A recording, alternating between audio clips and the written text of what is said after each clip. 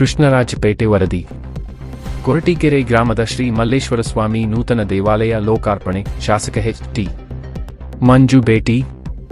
ತಾಲೂಕಿನ ಕೊರಟೀಕೆರೆ ಗ್ರಾಮದಲ್ಲಿ ನೂತನವಾಗಿ ನಿರ್ಮಿಸಲಾದ ಶ್ರೀ ಮಲ್ಲೇಶ್ವರ ಸ್ವಾಮಿ ದೇವಾಲಯದ ಲೋಕಾರ್ಪಣೆ ಹಾಗೂ ವಿಗ್ರಹ ಪ್ರತಿಷ್ಠಾಪನಾ ಕಾರ್ಯಕ್ರಮವು ಭಾನುವಾರ ಅತ್ಯಂತ ಶ್ರದ್ಧಾಭಕ್ತಿಗಳಿಂದ ನೆರವೇರಿತು. ಕಾರ್ಯಕ್ರಮಕ್ಕೆ ಕ್ಷೇತ್ರದ ಶಾಸಕರಾದ ಎಚ್.ಟಿ. ಮಂಜು ಅವರು ತಮ್ಮ ಧರ್ಮಪತ್ನಿ ರಮ್ಮಣಿ ಮಂಜು ಅವರೊಂದಿಗೆ ಭೇಟಿ ನೀಡಿ ದೇವರಿಗೆ ವಿಶೇಷ ಪೂಜೆ ಸಲ್ಲಿಸಿದರು. ನಂತರ ಮಾತನಾಡಿದ ಶಾಸಕ ಎಚ್.ಟಿ. ಮಂಜುರವರು ಕೊರಟೀಕೆರೆ ಗ್ರಾಮಸ್ಥರ ಒಗ್ಗಟ್ಟು ಮತ್ತು ಭಕ್ತಿ ನಿಜಕ್ಕೂ ಪ್ರಶಂಸನೀಯ.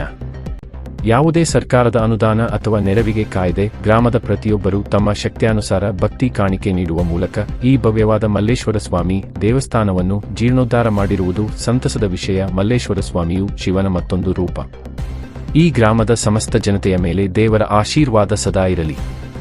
ಗ್ರಾಮಕ್ಕೆ ಯಾವುದೇ ರೀತಿಯ ವಿಘ್ನಗಳು ಎದುರಾಗದೆ ಸುಭಿಕ್ಷೆ ಮತ್ತು ನೆಮ್ಮದಿ ನೆಲೆಸಲಿ ಎಂದು ಈ ಸಂದರ್ಭದಲ್ಲಿ ಪ್ರಾರ್ಥಿಸುತ್ತೇನೆ ಎಂದು ಹಾರೈಸಿದರು. ಎಲ್ಲ ಭಕ್ತಾದಿಗಳಿಗೆ ನಮಸ್ಕಾರಗಳು. ಏನು ಈ ಒಂದು ಕೊರಟೀಕೆರೆ ಗ್ರಾಮದ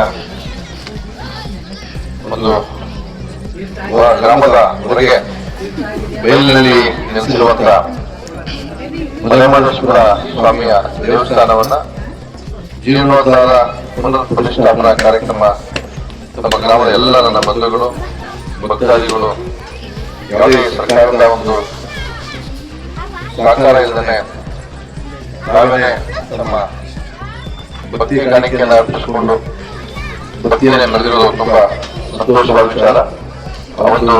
ಆ ಭಗವಂತ ಮಲೆಮಹದೇಶ್ವರ ಶಿವನ ಮತ್ತೊಂದು ರೂಪವೇ ಮಲೆಮಹದೇಶ್ವರ ಶಿವ ಗ್ರಾಮದ ಎಲ್ಲ ಬಂಧುಗಳಿಗೆ ನಮ್ಮ ತಾಲೂಕಿನ ಸಮಸ್ತ ಜನತೆಗೆ ಆಶೀರ್ವಾದ ಇರಲಿ. ಗ್ರಾಮಕ್ಕೆ ಯಾವುದೇ ರೀತಿ ಯಾವ